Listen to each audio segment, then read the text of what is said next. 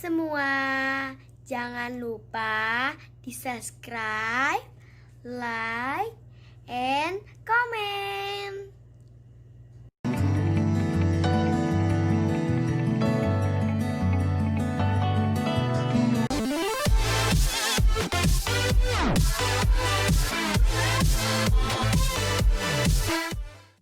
Sahabat semua, Assalamualaikum warahmatullahi wabarakatuh. Salam sejahtera bagi kita semua dan sehat selalu ya. Kali ini kita akan membahas satu jurnal internasional.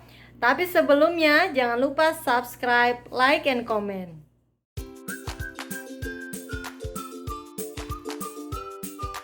Sampaikan bahwa ada kegiatan hari ini kita akan bagi beberapa bagian. Pertama nanti akan disampaikan oleh Yang Hormat Bu Rahma, anggota Bawaslu Provinsi DKI Jakarta, akan memberikan nanti dari pembahasan kita hari ini, dan berikutnya nanti akan yang sebenarnya ditunggu ya dari pembahasan dari yang kayak materi dari pengalaman sejauh ini, kemudian ketika ada sesi tanya jawab, kemudian terakhir adalah penutup yang akan kita sama-sama ikuti.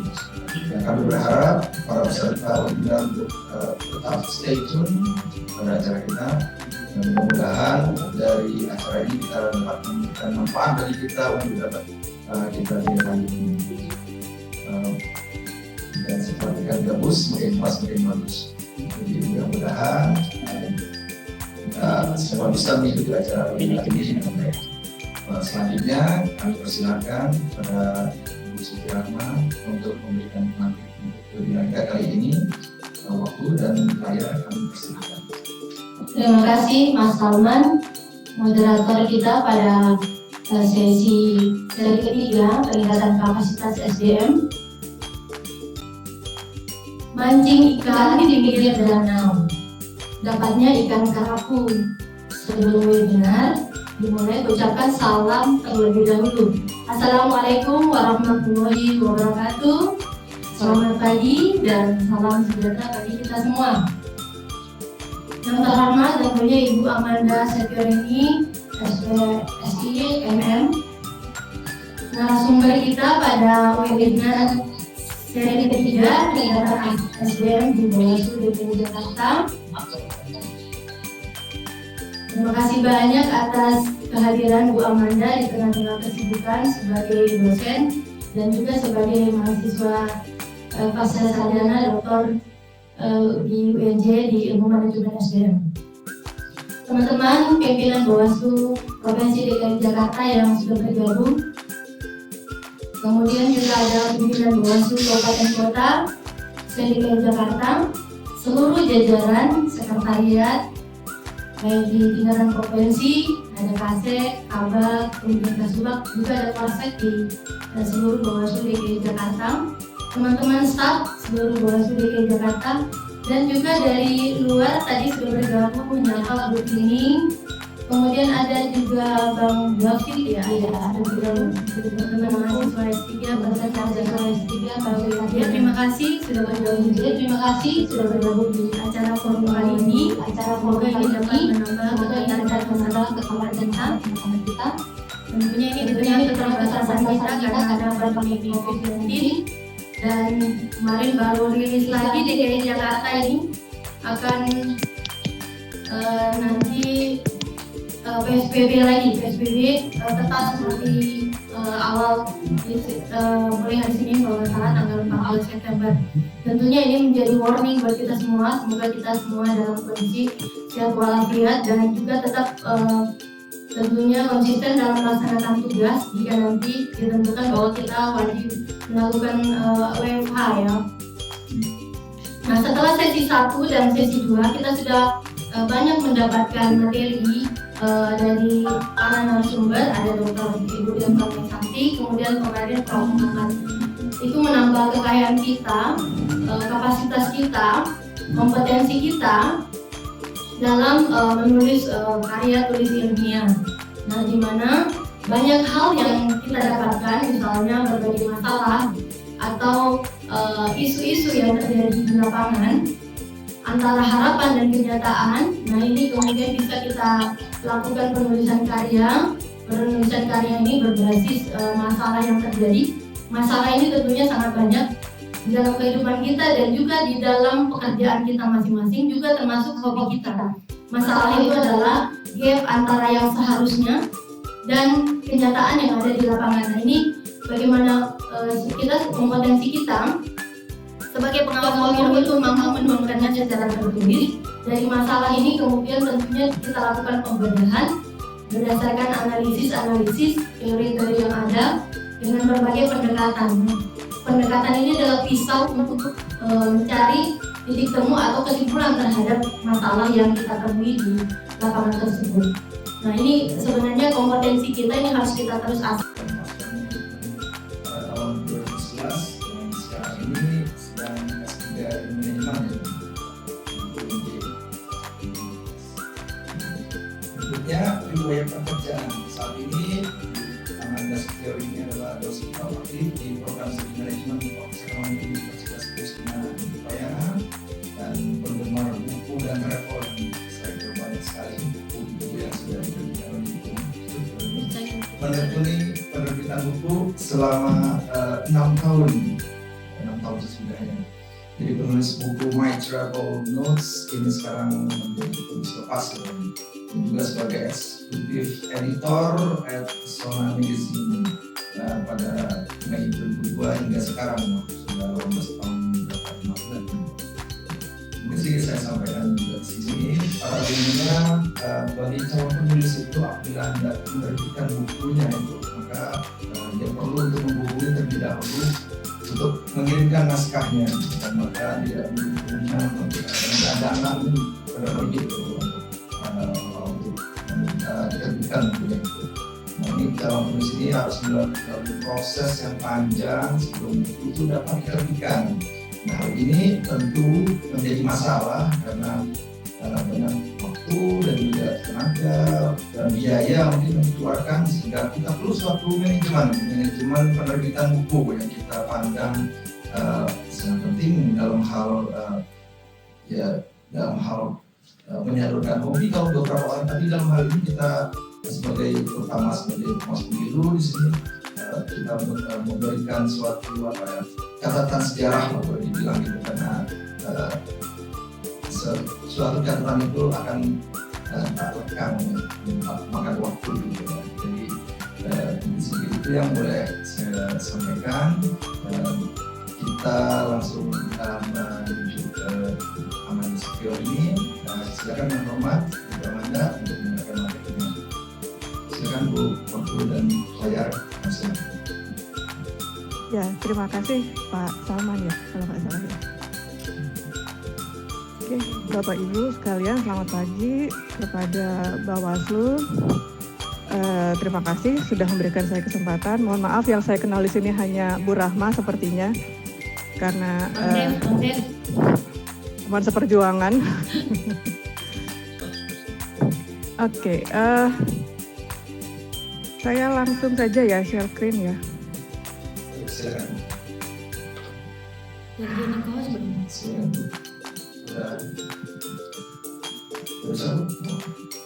Ya.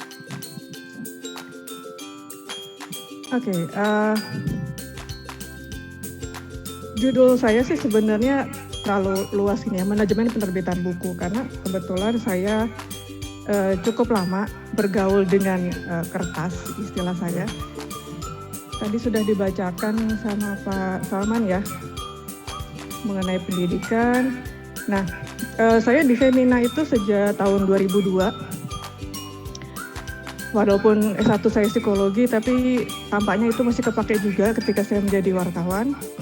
Kemudian menjadi editor di beberapa penerbit. Kemudian saya membantu Prof. Renald Kasali untuk untuk persiapan buku-bukunya itu selama 4 tahun saya di Rumah Perubahan. Baru kemudian saya mengajar di Unkris. Nah, ketika bergaul dengan kertas ini, tampaknya saya menemukan banyak masalah sebenarnya dimulai dari orang pengen menulis, gitu ya. Tapi kok nggak bisa? Gitu. Nah, sebelum saya lanjut, mungkin saya boleh bertanya nih, apakah ada yang senang menulis di sini? Kalau ada yang senang menulis, pertanyaan saya berikutnya, apakah ada yang dari yang senang menulis itu apakah senang membaca? Iya. Kenapa saya selalu tanyakan begitu dalam setiap pelatihan? Karena menurut pengalaman saya, kesulitan menulis salah satunya adalah kalau kita kehabisan kosakata. Bahkan penulis mungkin yang sudah cukup sering membuat karya-karya tulis itu mau nulis depannya itu awalnya itu mesti saya nulis apa dulu ya gitu. Itu masalah pertama. Idenya tuh numpuk di sini, tapi ketika mau ditulis, mau nulis apa ya? Tebal-tebal gitu. Mungkin menurut pengalaman saya mungkin sekali itu yang membuat lebih mudah ketika kita mau menyampaikan tulisan karena kosakatanya sudah terbentuk cukup banyak. Nah, sering juga orang tua bertanya kepada saya karena tahu saya senang membaca, gimana sih supaya anak saya senang membaca? Pertanyaannya orang tuanya senang baca enggak? Kalau kita enggak memberikan contoh pada anak bahwa kita menghabiskan waktu dengan membaca, dengan memberikan perhatian kepada buku, ya mungkin agak sulit juga bagi anak untuk menyenangi buku bacaan. Itu sekilas saja dari yang saya pelajari selama menjadi penulis dan editor. Ketika di majalah Pesona, saya mulai dengan menulis, jadi wartawan, wawancara, dan sebagainya. Kemudian setelah lebih senior sedikit, mulai dengan mengedit tulisan junior. Tapi ketika di penerbit, itu total saya mengedit saja. Di Rumah Perubahan, selain mengedit tulisan persiapan tulisannya Pak Renald, saya juga mulai dengan membereskan kontraknya ketika Pak Renald akan misalnya dia mau tulis buku dengan Garuda gitu. Nah, saya akan mulai datang ke Garuda membicarakan term-termnya, persiapan kontraknya, siapa saja yang mau diwawancara, berapa lama pengerjaannya, kemudian setelah wawancara dan sebagainya, setelah naskah jadi ke penerbit. Nah, itu mungkin nanti yang bisa saya share di sini bagaimana sih kita penerbit itu seperti apa sih, makhluk apa sih penerbit itu gitu. Oke. Selanjutnya, nah, ini pertanyaan saya sebenarnya. Kalau kita mau nulis buku atau menerbitkan buku, tujuannya buat apa sih? Ini ada beberapa pilihan, ada yang pengen punya portofolio, ada yang berbagi, ada yang mau terkenal mungkin, atau ingin menghasilkan uang. Karena saya dulu pernah punya penulis yang berpikirnya gini, punya buku dong gitu, supaya nanti kalau udah pensiun uang datang dengan sendirinya. Gitu. Jadi sekarang dia bikin buku, waktu itu dia masih umur berapa ya, 30-an lah. Dia sudah berpikir bahwa ketika dia pensiun nanti royalti dari buku itu akan masuk sebagai penghasilannya dia. Salah nggak sih? Nggak juga sih, tapi tidak semudah itu juga. Kemudiannya saya lebih suka fokus pada dua ini, yang berbagi dan portofolio. Kenapa? Karena terkenal dan uang itu buat saya adalah dampaknya. Nah, di dalam pengalaman saya, buku itu sangat bermanfaat karena apa aja bisa kita dapetin. Dari buku novel misalnya, dari novel-novel yang entah apa judulnya gitu, pasti ada sesuatu yang kita dapatkan. Apalagi dari buku-buku yang berbobot. Jadi buat saya membaca itu, membaca apa aja. Saya nggak suka saya lebih suka buku ini enggak, tapi mungkin kebanyakan buku yang saya baca akhirnya adalah fiksi histori. Fiksi sejarah, karena saya lebih suka misalnya apa sih yang orang lihat dari seorang misalnya Cleopatra. Saya pernah baca bukunya Antony dan Cleopatra. Ternyata bukan itu sejarahnya, tidak itu terlalu benar sejarahnya, tapi setidaknya kita punya sudut pandang yang menarik. Apa sih si Cleopatra dan Antony di mata penulis lain. Nah, pertanyaannya kalau kita mau nulis buku apa gitu. Saya berikan contoh, saya membagi dua buku secara umum, yaitu buku yang populer dan buku yang idealis. Apapun bentuknya, fiksi, non-fiksi itu tidak masalah, tapi buat saya ada buku yang paling sulit itu adalah buku idealis. Karena apa? Udah bikinnya susah, tadi kayak Pak Salman bilang, sama penerbit belum tentu mau gitu ya. Karena ini apa sih gitu, tidak semua orang memahami idealisme kita. Padahal kalau kita tadi mau berbagi atau kita mau membuat portofolio, itu pasti yang kita bawa adalah idealisme kita gitu. Jadi buku idealis sulit, tapi bukannya tidak mungkin dia menjadi populer. Perhitungannya apa sih? Kayak lagi itu yang pojok kanan bawah itu, rupiah. Apakah dia mampu terjual sebuah buku itu?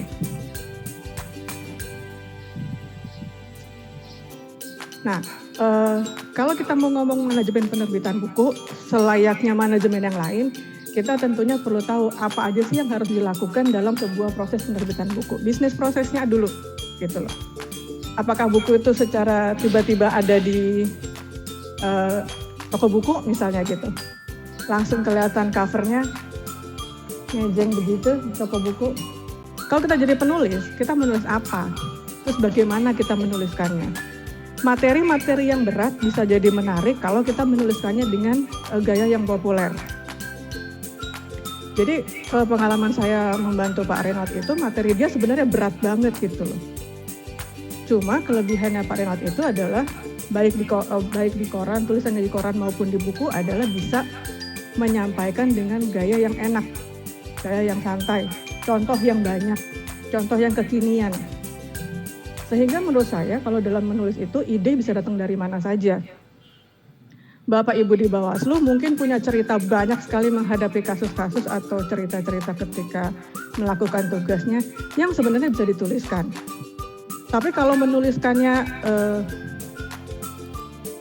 begitu-begitu aja, maksudnya terlalu runut atau terlalu monoton, mungkin jadi tidak menarik. Padahal saya yakin itu cerita-cerita Bapak Ibu sekalian tidak kalah menariknya daripada apa buku yang lagi ngetop sekarang ya. Apa Bu Rahma? Bu Rahma bacanya jurnal soalnya, jadi susah nih nanya Bu Rahma. Buku yang lagi ngetren sekarang apa? Saya kenapa tadi saya tampilkan yang nanti kita cerita NKCTHI itu karena penjualannya luar biasa. Nah, sebelum sampai ke situ, balik lagi ke sini. Jenis tulisannya apa? Kita dulu belajar ada tulisan apa ya? Deskripsi gitu ya, narasi, apa lagi? Argumentasi, persuasi. Nggak ada, kami nggak pernah menanyakan itu gitu loh di penerbit. Kalau saya suruh mengajar menulis, saya selalu bilang, saya perkenalkan ini ada tulisan narasi seperti ini, tulisan deskripsi seperti ini, argumentasi, persuasi dan sebagainya. Udah bisa menulis semua 1, 2, 3 paragraf, oke, lupakan itu. Nggak ada juga yang nanya, Ibu naskahnya naskah narasi apa? Nggak ada. Jadi apakah tulisannya harus deskripsi semua? Nggak juga. Apakah harus argumentasi semua? Ya capek juga satu buku kalau argumentasi semua tulisannya. Jadi dalam setiap pelajaran menulis, setelah bisa mencoba 1, 2, 3, 4, 5 jenis tulisan, lupain saya bilang. Saya selalu mengatakan, tulis semuanya. Semua yang Bapak Ibu pengen tulis dulu. Jangan sampai ide itu menghilang begitu saja.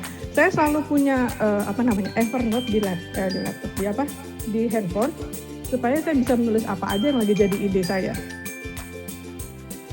Jadi dimanfaatkan saja itu aplikasi-aplikasi lucu yang di gadget Bapak Ibu sekalian untuk menuliskan ide. Ide itu sangat mahal, jangan sampai hilang.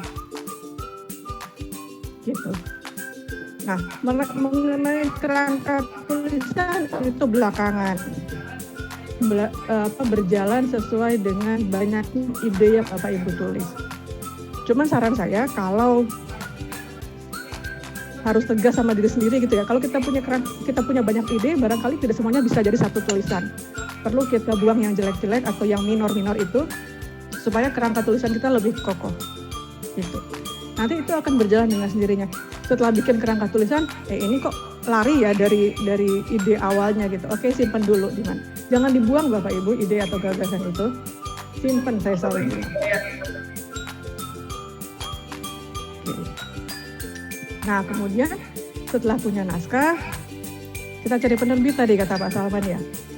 Masalahnya penerbit itu juga PR-nya banyak sekali gitu. Kalau kita lihat di toko buku itu ya sebelum pandemi terus terang aja ya. Itu kan buku mut-mutan gitu ya. Lagi zamannya manga, semua toko buku jual manga gitu kan, komik. atau apalah gitu. Nah, memang kalau kita menyerahkan naskah ke penerbit, otomatis yang penerbit lihat adalah ini menarik apa enggak sih? Ini ada pasarnya atau enggak sih? Karena apa? Karena biasanya penerbit akan menangani semua biaya yang keluar. Jadi tulisan Bapak Ibu itu nanti mereka yang olah, mereka layout segala macam sampai jadi buku dicetak. Biasanya sih penulis tidak keluar uang. Gitu. Jadi semuanya ditangani oleh penerbit. Maka tidak salah juga kalau penerbit kemudian maunya ya yang laku dong gitu ya. Nah, ketika kita membawa naskah kita, mungkin kita perlu tahu juga penerbit seperti apa dan kecenderungan paling serius gitu naskahnya. Gramedia sangat populer, luas cakupan naskahnya gitu.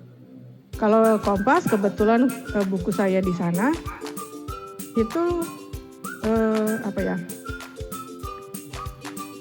semi berat gitu. Jadi kalau buku-bukunya Kompas itu seperti Ekspedisi Ciliwung gitu kan, atau mungkin ya buku traveling gitu.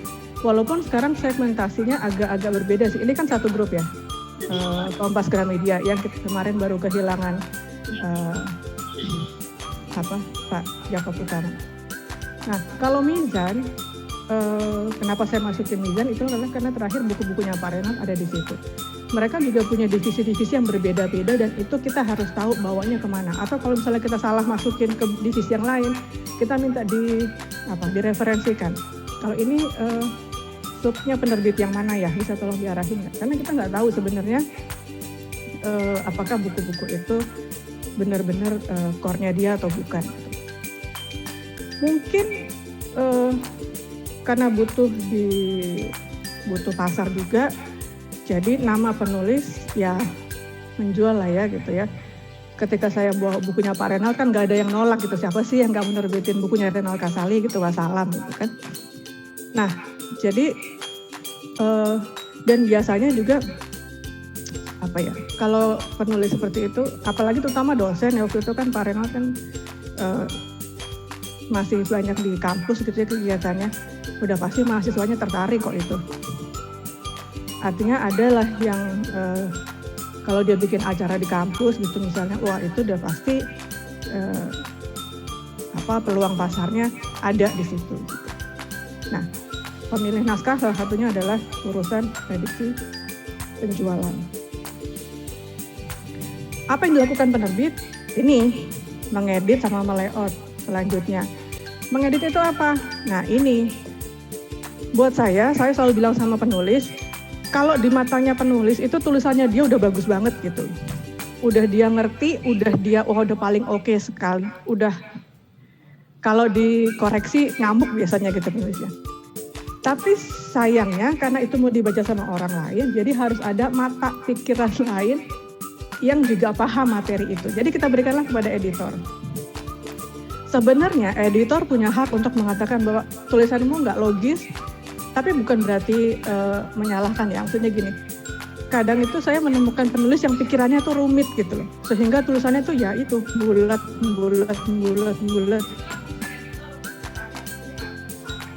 Disitulah fungsi editor untuk mencacah ini artinya sana sini gitu. Jadi editor itu harus dalam supaya dia bisa membantu penulis mengarahkan maksudnya gitu. Bukunya bagus tapi ditulis dengan cara yang rumit, nah itulah di situ fungsi editor. Yang diedit macam-macam. Jadi editor bukan cuma mengedit. Pertama kali yang harus diedit adalah logikanya udah bener belum itu tulisan. Kalau ada tulisan yang lompat-lompat, dia harus bilang sama penulisnya, tulisan ini nggak nyambung. Tolong sambungin 1-2 paragraf di sini biasanya gitu. Edit logika. Edit tulisan yang jelas. Apa tadi dulu EYD, sekarang apa namanya? Pedoman bahasa PB apa? Lupa saya. Dulu kita bilangnya EYD. Yang EYD itu juga editor nggak boleh malas ngelihatnya. Yang disambung, yang dipisah di mana pun, yang disambung, yang dipisah di mana itu urusan editor. Jadi kalau ada satu tulisan tampil masih banyak salah ketik segala macam atau masih membingungkan, mungkin editornya kurang jam terbang. Ya karena memang kalau sudah membaca berkali-kali, mata jadi sepet gitu ya. Udah nggak kelihatan lagi mana yang salah. Kayak saya kalau terima naskah baru itu sekali baca pertama langsung tahu ini salah, salah ketik, salah tanda pisah dan sebagainya. Baca kedua masih garang, baca ketiga udah nggak ada salah lagi, tapi masih salah gitu. Jadi saya selalu punya tim backup. Habis saya baca, kamu baca. Matamu yang belum pernah melihat naskah ini, baca. Terutama kalau masalah typo, salah ketik. Kalau logika, masalah logika penulis biasanya saya tangani sendiri gitu. Kalau typo bisa saya nomor 2, editor kedua, editor ketiga gitu. Kemudian kalau buku itu naskah itu ada gambarnya, fungsi editor juga memastikan itu naskah. Misalnya awal babnya semuanya di kanan, sudah di kanan atau belum, itu semua editor. Nah, yang disediakan oleh penerbit biasanya editor dan layouter. Apa yang di layout? Isi dan gambar. Nah, ini saya beberapa contoh layout yang saya berikan. Terus terang saja dalam urusan layout saya tidak pinter karena ini harus pakai mata desain. Kalau mata saya mata tulisan, mata grafis itu beda. Jadi yang mana yang bagus atau yang mana yang indah gitu, yang sesuai, itu saya agak kurang pinter tuh menilainya gitu. Tapi kalau kebetulan saya punya buku ajar. Kalau buku ajar itu dalamnya sangat formal. Ini kelihatan nggak?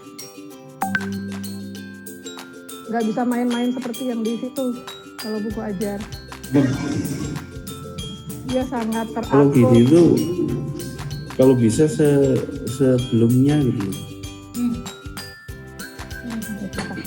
Iya, surat ketua itu. Nah, kalau yang main-main seperti ini biasanya adalah untuk buku non formal. Desain yang berikutnya juga adalah desain cover. Ini yang sangat penting karena apa? Cover yang menjual di depan kan cover gitu ya. Ketika kita ke toko buku, yang dilihat kan covernya menarik apa enggak gitu. Nah, ini yang saya mau bedakan antara buku yang serius yang sebelah kanan ini, yang buku ajar saya, nggak bisa main-main kalau yang itu gitu. Formatnya udah pasti, udah udah standar dan gambarnya biasanya minimalis gitu. Nah, kalau buku yang lain-lain itu bisa macam-macam, bisa isinya apa? Bisa dari foto-foto, bisa dari ilustrasi.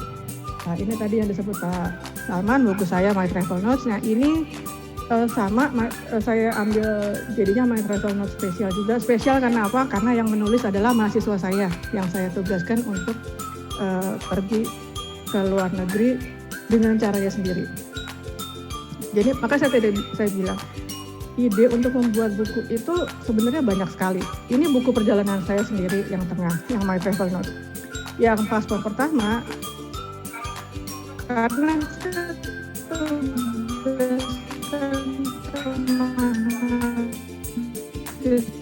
untuk jadi kuliah manajemen itu suruh pergi ke luar negeri. Perginya gimana? Terserahnya gimana? Kemana? Terserah. Loh kok terserah semuanya? Disitulah strategic management kamu dipakai. Mau pergi kemana? Ke Singapura. Duitnya berapa? Cari duitnya gimana? Semua mereka atur sendiri. Sehingga buku yang ini tidak hanya perjalanan saja, tapi juga suka dukanya mereka. Istilah saya adalah jungkir baliknya mereka, dapetin duit, dapetin izin orang tua, karena perginya sendiri. Kemudian berupaya setengah mati supaya tidak kesasar di negara orang dan pulang lagi ke Indonesia dengan selamat. Gitu. Ini lebih ke, jadi ide-ide itu bisa apa aja gitu. Mungkin perjalanan mereka nggak terlalu menarik buat bapak ibu yang sudah biasa pergi ke Singapura dan ke Thailand. Yang menarik adalah cerita di belakangnya. Bagaimana upaya mereka untuk segala macam bisa pergi. Jangankan di Singapurnya gitu kan, di Bandara Changi-nya aja mereka bisa kesasar gitu. Dan itu semua ada di situ. Itu yang tadi saya maksud, ide itu bisa dari mana aja, cerita dari mana saja, tinggal bagaimana kita mengemasnya. Oke. tugas penerbit sebenarnya adalah ini, membuat naskah kita bisa diterima orang, tersebar maksudnya, mudah dibaca dan sebagainya. Dan kalau ada yang mungkin dosen-dosen nanti judulnya yang dicari adalah buku ber-ISBN. Tapi ISBN juga tidak terlalu sulit. Kemarin yang Unkris di saya buat lembaga penerbitan untuk Fakultas Ekonomi Unkris itu dengan menggunakan akte yayasan itu kita bisa menjadi penerbit istilahnya gitu. Kita bisa meminta ISBN ke Perpusnas. Tapi memang tidak bisa perorangan, harus ada institusi. Nah, yang penting juga adalah kalau kita memberikan naskah ke penerbit, jangan lupa mereka hanya punya hak untuk menerbitkan. Hak ciptanya tetap ada di penulis sampai kapanpun. Proses berikutnya adalah mencetak. Nggak akan bisa ngejual sebenarnya sih. Jadi misalnya gini, bukunya mau yang warna atau yang full color itu warna. Ini ada yang 2 warna, ada yang black and white, hitam putih. Nah, kalau yang hitam putih itu biasanya akan harganya lebih rendah gitu kan, daripada yang berwarna. Buku yang tadi, yang paspor pertama mahasiswa saya itu dicetak full color depan sampai belakang, itu jadi harganya agak mahal. Tapi buat saya sayang sekali karena foto jalan-jalan mereka itu cukup bagus. Kalau dibuat hitam putih jadi tidak menarik. Ada harga-harga yang mesti kita bayar gitu loh untuk hal-hal seperti itu. Pengalaman soalnya buku travel saya itu hanya beberapa halaman saja yang berwarna, jadi foto-fotonya nggak terlalu kelihatan. Itu pertimbangan. Yang kedua, jenis kertas, baik untuk isi maupun cover. Kenapa saya bilang ini? Ini kalau kita ngajukan ke penerbit percetakan lepas, harga kertas untuk isi itu bisa berubah-ubah. Ini udah kayak harga emas gitu, naik turun. Jadi kadang kita minta kertas book paper yang 85 gram gitu, hari ini sama minggu depan mungkin bisa beda harganya gitu. Kalau kita bilang tergantung harga kertas ini karena beberapa masih ada yang impor. Jilid tentu saja berpengaruh, hardcover lebih mahal, softcover lebih murah, dan hardcover jangan lupa kualitasnya itu berbeda-beda. Kalau kami dulu di penerbit, kalau ada buku yang hardcover, pertama kali datang kami siksa dulu. Siksa itu artinya gini, ini bukunya kita buka hardcovernya, kalau dia jatuh berarti dia jelek. Jadi buku yang tebal-tebal itu, dulu saya di Erlangga kan menangani beberapa ensiklopedi, itu hardcover semuanya. Kalau datang pertama itu kita siksa, kita ketok-ketok gitu. Kalau jilitannya copot kita minta dibenerin gitu. Hardcover. Nah ini finishing segala macam. Sama kalau yang glossy yang macam-macam gini udah pasti harganya nambah. Emboss tuh yang muncul dan sebagainya. Kemudian jumlah. Kita dulu mainnya kan ini cetak yang mesinnya segede-gede gini, yang gulungan kertasnya lebih gede daripada orang gitu kan. Dia sekali jalan itu 1 kali mesin, biasanya 2.000 sampai 3.000 eksemplar buku, jadi kelas 3.000 eksemplar keluar akan salah gitu. Ini agak menyakitkan karena di masa Covid ini juga penjualan sepertinya turun, kita pakainya cetak digital. Kemarin yang paspor pertama kita kontraknya untuk 1.000 eksemplar, tapi yang dicetak tidak sebanyak itu. Untuk baru dipesan baru ada stoknya gitu. Jadi supaya, karena masalah juga ya, nyimpan buku itu masalah loh di gudang-gudang penerbit itu loh, buku bisa rusak dan sebagainya. Nah ini contoh gudang penerbit dan percetakan. Oke, kalau ada yang bilang buku mahal, sebenarnya komponennya seperti ini. Yang paling besar itu adalah makan biaya distribusi. Distribusi itu apa? Yaitu dari percetakan, dari gudang ke toko buku. Toko bukunya di mana? Ya kalau sampai Surabaya aja mungkin masih terjangkau ya. Tapi kalau sudah antar pulau, ini mahal ini. Porsi terbesar. Ini kira-kira ya, tidak semua penerbit sama. Kira-kira ada yang 40%, ada yang 50%. Tapi kira-kira seperti ini. Biaya produksi. Ini termasuk juga editor, layouter yang dikerjakan oleh penerbit ini di sini. Biaya cetak yang dipercetakan tadi entah itu pakai digital atau pakai offset di sini. Makanya royalti penulis nggak boleh jauh-jauh dari sini. Jadi kalau Bapak Ibu punya buku harganya 88.000, royaltinya cuma 8.800. Bisa beli apa itu ya? Agak sedih sih ini. Cuma ya begitu. Maka saya selalu mengatakan kepada, apalagi di kampus itu kan paling senang fotokopi gitu ya. Jadi saya suka bilang, aduh tolonglah kasihanilah penulis gitu. Soalnya saya juga penulis gitu kan. Kalau 10% terus difotokopi juga, aduh dapat apa ini gitu kan. Buat jajan bakso juga agak nggak kenyang gitu kan. Jadi saya selalu mengatakan, tolonglah dihargai itu upaya. Misalnya buku yang ini, buku ajar saya. Ini dijual 80.000 kan di kampus gitu kan. Terus mahasiswa nanya, Bu fotokopi boleh nggak? Aduh, oke. Nah, ini sekarang kondisinya ketika buku terbit di masa pandemi. Tadi yang saya bilang, karena toko buku juga jarang didatangi pengunjung dalam masa seperti ini, mereka melakukan penjualan secara online. Kemudian yang juga lagi harusnya kan gini ya, kita itu sering mengatakan apa sekarang yang online yang jarak jauh ini adalah sementara. Dari dulu kita yang offline, kemudian kita karena lagi ada COVID, sementara kita online. Kalau menurut saya, yang sekarang ini adalah persiapan untuk masa depan. Kita tidak akan kembali lagi offline seperti dulu. Justru kita dipaksa oleh COVID sekarang ini untuk menjadi online. Dulu ketika S2 saya kan di MMUT, Magster Manajemen Universitas Terbuka. Dulu itu UT dianaktirikan, bukan dianaktirikan, dianggap nggak bagus lah gitu. Karena tidak sama dengan yang kuliahnya tatap muka. Jangan salah, itu kuliahnya lebih serem lagi. Kenapa? Karena kita nggak ngerti mesti diurusin sendiri gitu kan, nggak ada tempat bertanya dan sebagainya.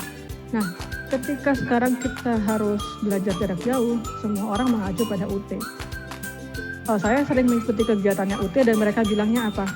Yang dilakukan oleh kampus-kampus sekarang ini karena pendidikan itu bukan online learning, bukan distance learning namanya, tapi emergency remote learning, karena kita cuma secara emergency memindahkan materi dari yang offline ke online. Yang namanya online learning itu ada platformnya sendiri. Bagaimana mahasiswa bisa mendapatkan video, buku, segala macam materi sebelum dia memasuki masa kuliahnya yang dituju. Jadi sekarang ini namanya emergency learning.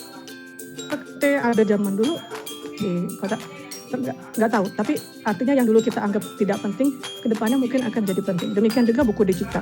Sekarang orang masih bilang, aduh susah ya baca buku digitalnya kecil atau apa, atau berbagai macam keluhan yang lain. Tapi sebenarnya itu masa depan. Kita mesti membiasakan diri untuk membuka akses kepada buku-buku digital. Saya sudah mulai berlangganan Google Playbook ya, dan Gramedia Digital, karena beberapa buku sekarang lebih mudah diakses lewat situ daripada kalau kita beli fisiknya. Dan kalau beli fisik akhirnya kayak yang di belakang saya itu, udah 2 lemari masih ada di dus-dus yang belum, ini ruangan saya udah nggak muat lagi kata suami, udah ini mau taruh di mana lagi ya gitu. Kalau buku fisik akhirnya begitu. Nah kemudian penerbit juga melakukan yang namanya on demand. Oke. Promosi, ini yang paling penting sebenarnya. Karena buku mau dijual kayak apa juga kalau nggak dipromosiin, sangat gawat kondisinya. Kenapa saya masukkan yang ini? Misalnya gini, ini nanti kita cerita tentang hari ini. Ini memanfaatkan kekuatan media sosial. Kemarin kita ajak nih Marcella itu untuk sharing di komunitas kami. Kebetulan kami punya komunitas penulis dan editor buku, penerbit buku Kompas. Kemarin kita ajak dia sharing. Ternyata itu sebelum bukunya jadi, dia udah mainkan di media sosial, misalnya dikasih sepotong. Kira-kira ini, bahkan dia nanya, kira-kira buku seperti ini harganya berapa ya? Dan dia dapat jawaban 2 misalnya, 10.000 dan 20.000 misalnya gitu. Itu dua-duanya dia jalanin, yang 10.000 dia kasih buku, yang 20.000 misalnya dia kasih paket tertentu. Gitu. Mainan medsosnya sangat keren. Sebelum bukunya dicetak itu sudah Kalau nggak salah bukunya cetak 7.000, tapi sebelum di launchingnya itu dia sudah terpesan 10 ribuan.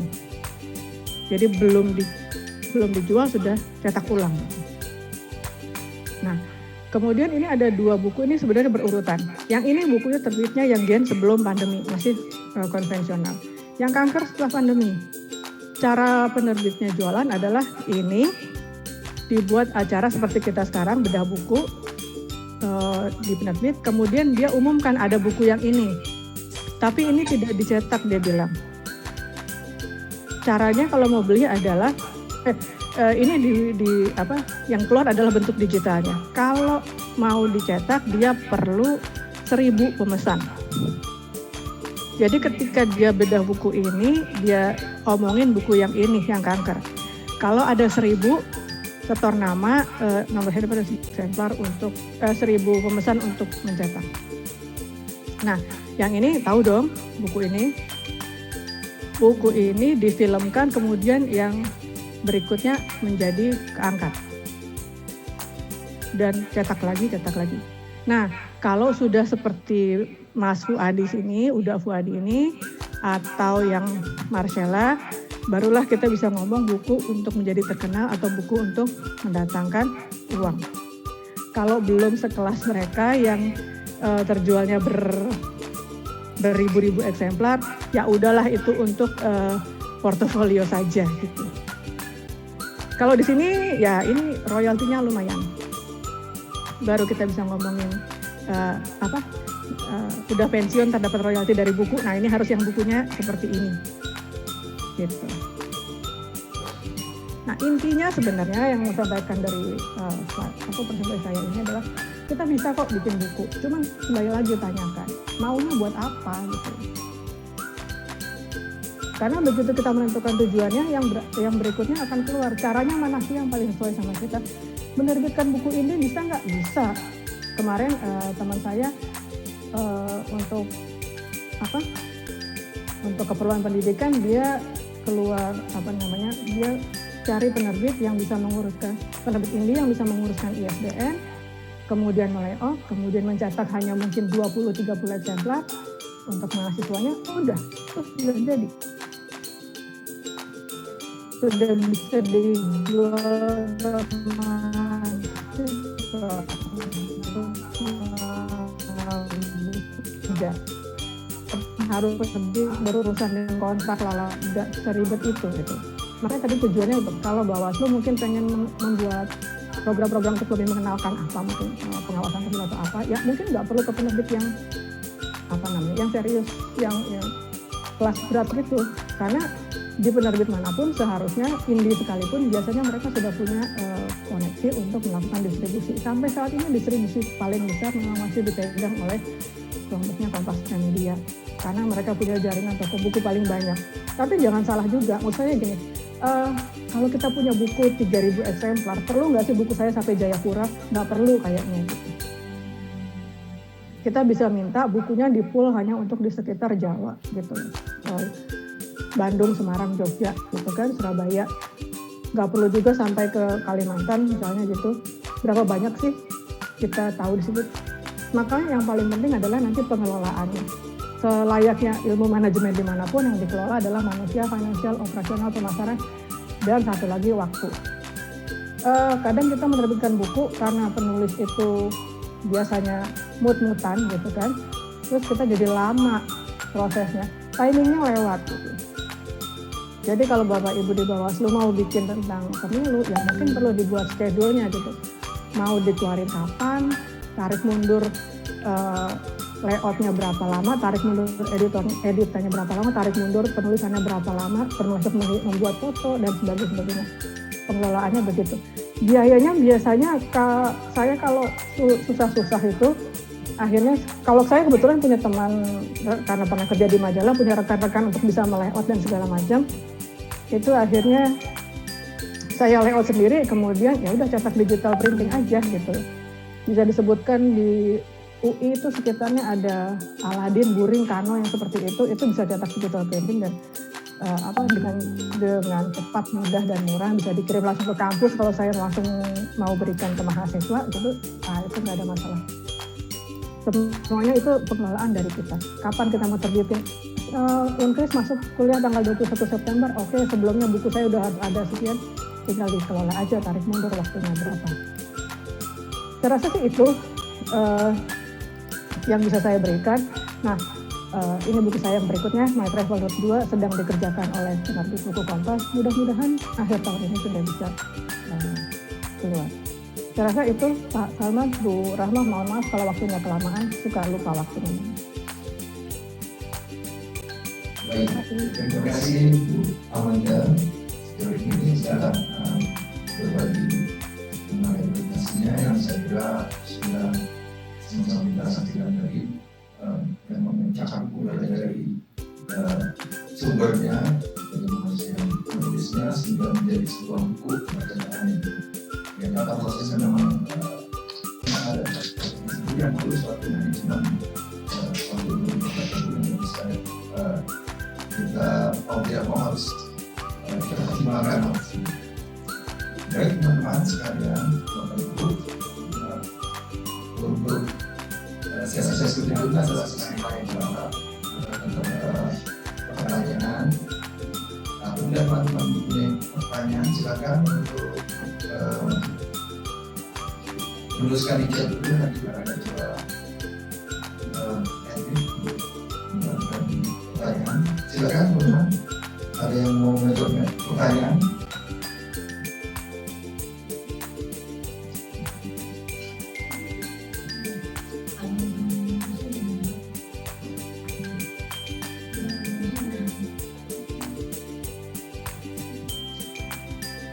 Itu ada satu pertanyaan. Ini ada pertanyaan dari Mbak Ulia yang sekarang lulus tim. Saya bacakan saja dan jasa dari Amanda. Ini juga bisa langsung ini. Saya bacakan saja. Bagaimana agar hasil penelitian kita, tesis kita dicetak menjadi buku yang layak dan menarik untuk diterbitkan? Apakah harus penulisnya sendiri atau pada editor untuk mengubah isi nilai kata-kata yang mudah-mudah dipahami oleh umum atau tentang istilah-istilah dalam kata-kata? Mungkin ini pertanyaan ini bisa langsung sehingga pertanyaannya bisa langsung. Nah itu, ketika punya penelitian itu mau diterbitkannya untuk, kalau kita mau bilang untuk umum, saya sih beranggapan harusnya dimasukkan ke penerbit yang mainstream, misalnya yang umum gitu ya. Nah biasanya itu editornya yang akan bertugas untuk mengklarifikasi istilah-istilah yang sulit gitu loh. Bisa dengan memberikan keterangan misalnya apa mas, apa ya istilah yang sulit apa? Apa istilah Bawaslu yang sulit Bu Rahma yang nggak dimengerti oleh saya misalnya? Ada nggak istilah-istilah tertentu?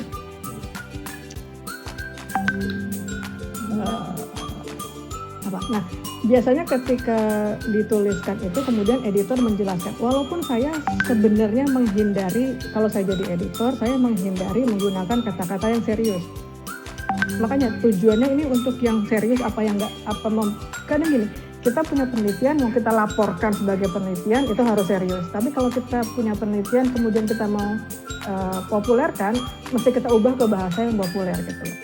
Jadi mungkin di belakangnya nanti ada glosary untuk istilah-istilah gitu, tapi di dalamnya kita tulis dengan bahasa yang populer. Kan? Kenapa Pak? Bahasa hukum saya kelapor. Ya itu saya sangat pusing gitu, makanya saya dari dulu agak tidak mau terjerumus ke fakultas hukum karena saya nggak ngerti istilah-istilah seperti itu. Jadi itu tantangannya editor sebenarnya.